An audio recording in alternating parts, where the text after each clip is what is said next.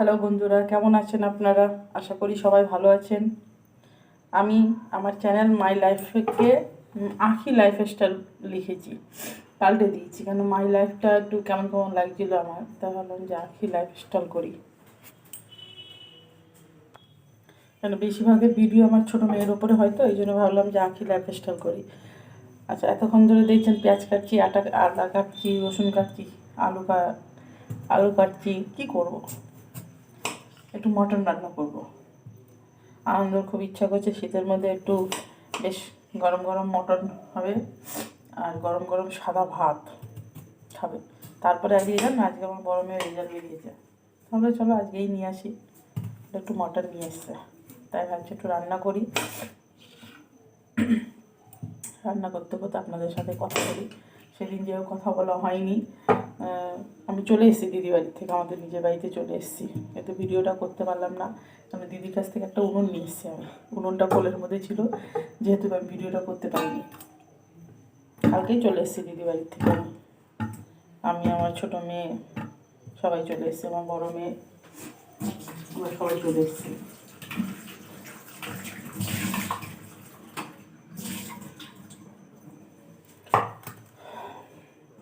Mutton করতে করতে আপনাদের সাথে আমার অনেক কথা আছে, কথাগুলো শেয়ার করব।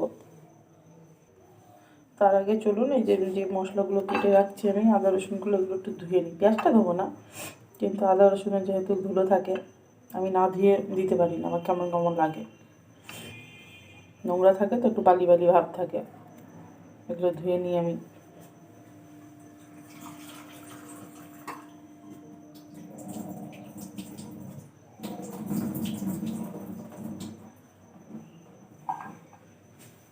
যে ধুয়ে নিয়েছি, ধুয়ে নিয়ে মিক্সির মধ্যে এক এক করে সব দিয়ে দিয়েছি।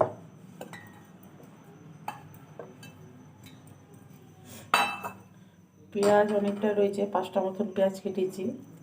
পেঁয়াজটা সবটা দেবো না, কিছুটা পেঁয়াজ এই যে মশলার মধ্যে দেবো, কিছুটা ফ্রাই করব, মাংসের সাথে দেবো। হাফটা মতন দিয়েছি আর হাফটা রেখে দিয়েছি ফ্রাই করার জন্য। পেঁয়াজ কাটতে গিয়ে তো আমার অবস্থা খারাপ হয়ে গেছে একদম। নতুন পেঁয়াজ, মানে চোখ দিয়ে জল পড়ছে হরহর করে, এত কান্না পাচ্ছে পেঁয়াজ কাটতে গিয়ে।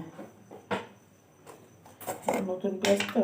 লঙ্কা, আমাদের বাড়িতে সবাই একটু মোটামুটি ঝাল খায়, এই জন্য লঙ্কাটা একটু বেশিই দেবো। শুকনো লঙ্কাই দিই, রেড চিলি না, কাশ্মীরি লঙ্কা বেশিরভাগই খাই না, শুকনো লঙ্কাটাই খাই। লঙ্কাগুলো এই যে জলের মধ্যে ভিজিয়ে রেখেছি, তুলে নিলাম ধুয়ে।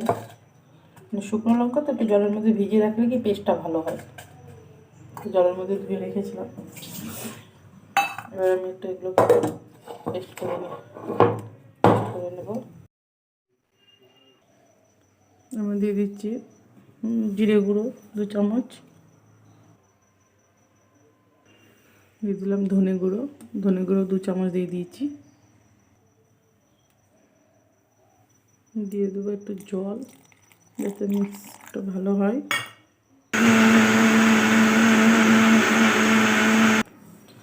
মশলাটা হয়ে গেছে,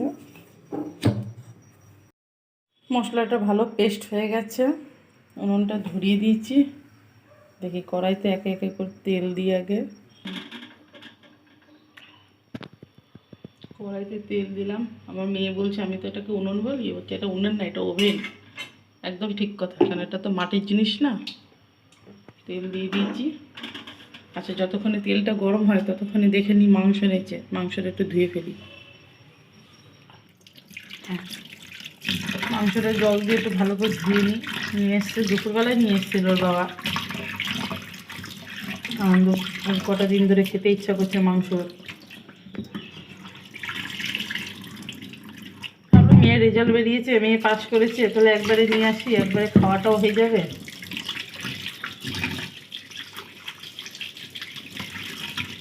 আজকে মাংসটা একটু অন্যরকমভাবে বানাবো। জানি মাংস সবাই একই পদ্ধতিতে পেঁয়াজ রসুন আদা দিয়েই তৈরি হয়, তাও একটু অন্যরকম, কারণ আমার কাছে টমেটো নেই। আমি বেশিরভাগই টমেটো না থাকলে একটু কেচাপ দিই, কেচাপ দিয়ে রান্না করি। কড়াইতে তেলটা গরম হয়ে গেছে, আলুগুলো এক এক করে ভেজে নেব।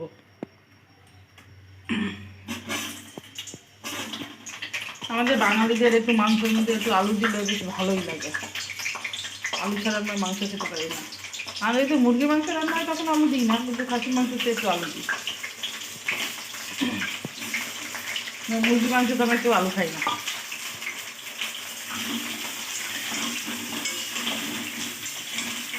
মশলাটা যেহেতু করা আছে, তারপরে আঁকিও ঘুমাচ্ছে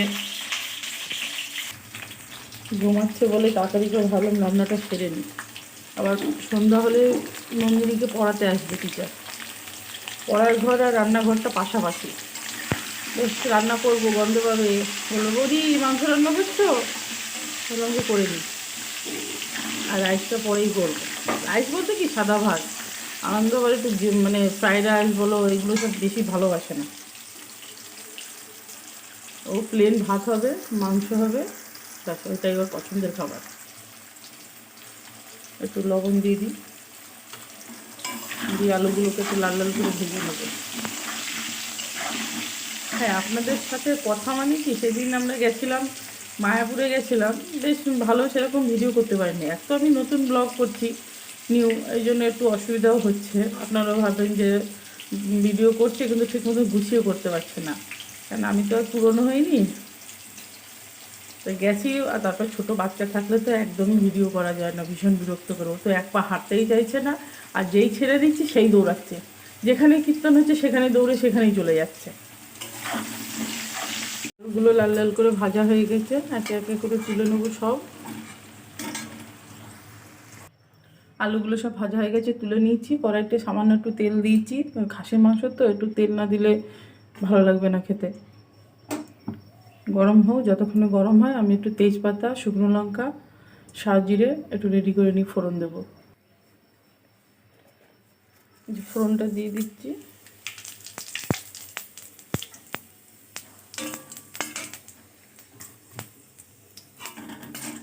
এবার পেঁয়াজটা দিয়ে পেঁয়াজটা ভেজে নেবো। আমি দিদি বাড়ি থেকে কালকেই এসেছি, কিন্তু আসার পথে আর ব্লগ করতে পারিনি। হাতের মধ্যে উনুন বসিয়ে নিয়ে এসেছি, উনুন একটু সাঁচের পিঠে খাবো বলে উনুন নিয়ে এসছে। ব্লগ আর করবো কী করে, বড় মেয়ের হাতে গোপাল রয়েছে, ব্যাস এইভাবেই চলে আসছে, আমার ব্লগ করা হয়নি। সন্ধ্যা বিকালবেলা মানে 5টার দিকে পৌঁছে গেছে, বাড়িতে চলে এসেছি। যা ঠান্ডা পড়েছে, ঠান্ডার মধ্যে খাসির মাংস ভালোই লাগবে। পেঁয়াজগুলো লাল লাল করে ভাজা হয়ে গেছে, এবার একটু মশলা দিয়ে দেবো।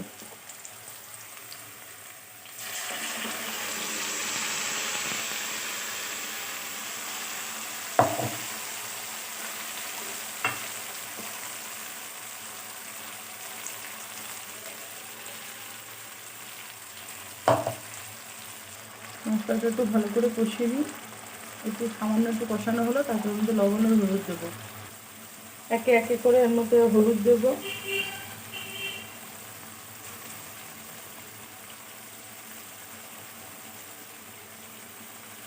এই 2 চামচ মতন হলুদ দিয়েছি। লবণ দেবো 2 চামচ, দিয়ে নাড়াচাড়া করে নিই। মশলাটা কষানো হোক, আর একটু কষাবো মশলাটা, তেল ছাড়া শুরু হয়ে গেছে। চলো দেখে আসি আঁখি কি করছে। আঁখি ঘুমাচ্ছে। আস্তে করে আমি বেরিয়ে আসলাম, নাহলে ওর সামনে কথা বললেই উঠে যাব, ঘুমাচ্ছে। ও জেগে থাকলে যা দুষ্টু হয়েছে, এখন কথা বলতে দেবে না। তারপর মাসির বাড়ির থেকে আসার পর এত বায়না হয়েছে, ও খুব মিস করছে। মানে মাসির বাড়িতে এবার যা এনজয় করেছে ও, মানে এদিক ওদিক ছোটাছুটি, এটা ধরছে, তারপরে হাঁস মুরগি কুকুর এগুলো দেখা। আর বাড়িতে তো একদম গৃহবন্দীর মতন থাকে, বাইরে কোথাও বেরোতে পারে না, কারণ রাস্তার ওপরে বাড়ি, ছাড়তে পারি না। 4 মাথা মোড়ের উপরে আমাদের বাড়ি, ছাড়তে পারি না ওকে। মানে আজকে এসে একটু ভীষণ রাগ ওর, মানে ওকে সেই খেলতে দেওয়া হচ্ছে না কেন। দুপুরবেলা এত রাগ মানে হয়েছে ওর, মানে ভীষণ জেদও হয়ে গেছে। 1 বোতল জল ভরেছি, জল খেয়েছে, খেয়ে বিছানার মধ্যে শুশু করে দিয়েছে রাগের জ্বালায়। এখন ওই ঘুমাচ্ছে। এখন ভাবছি তাড়াতাড়ি করে রান্নাটা সেরে দিই, তারপর ওকে একটু খাওয়াবো। ওর জন্য কেলক্স ভিজিয়ে রেখে দিই। আখির খাবার রেডি রয়েছে, যে কেলক্স ভিজানো, উঠলেই ওকে খাওয়াবো। মশলাটা কষানো হয়ে গেছে, আমি এবার এর মধ্যে এক এক করে মটনগুলো দিয়ে দেবো।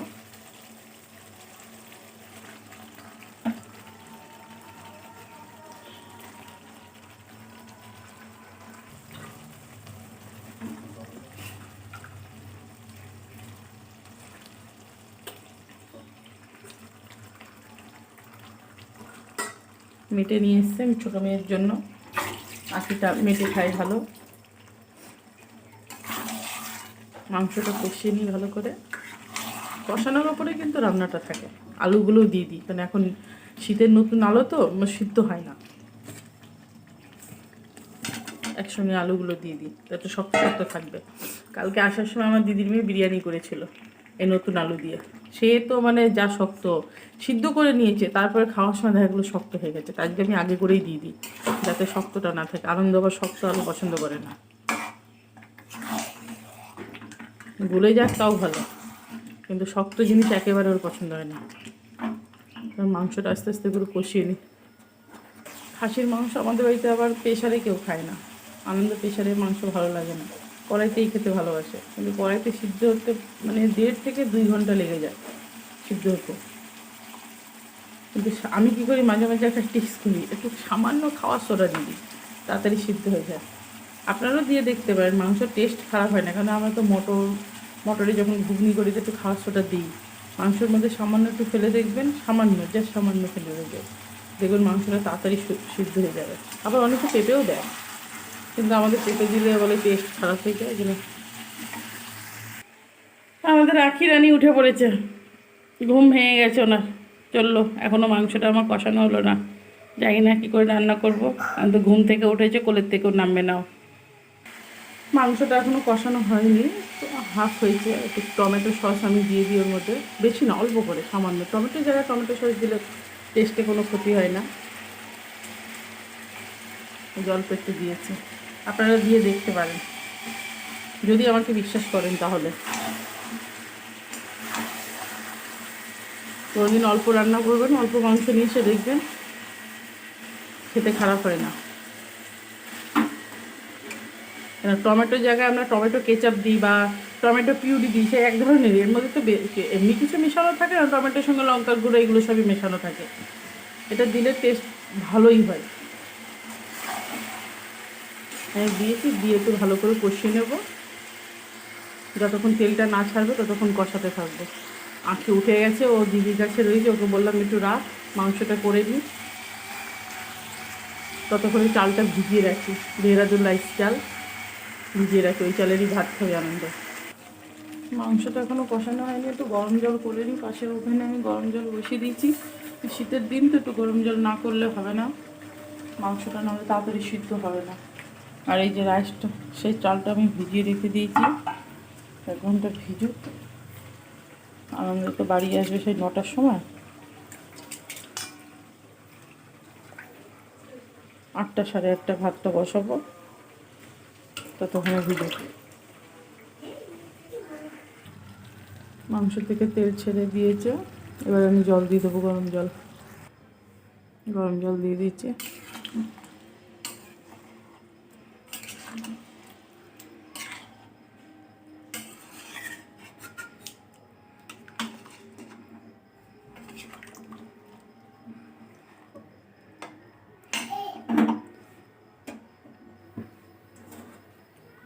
খাসির মাংস যেহেতু একটু বেশি করে জল দেবো।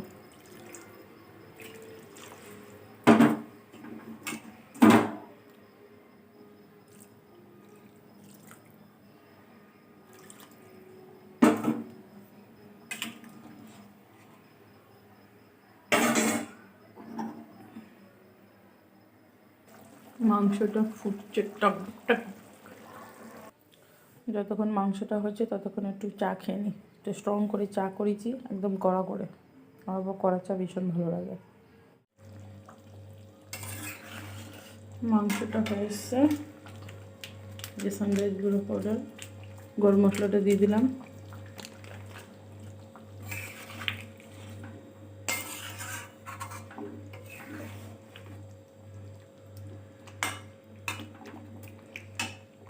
এবার নামিয়ে নেব। মাংসটা নামিয়ে নিচ্ছি।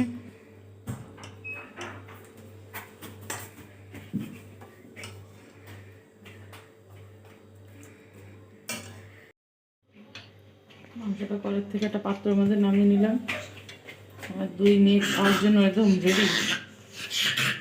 ছোটোটাও ছোটাছুটি করছে রান্না করে তখন থেকে।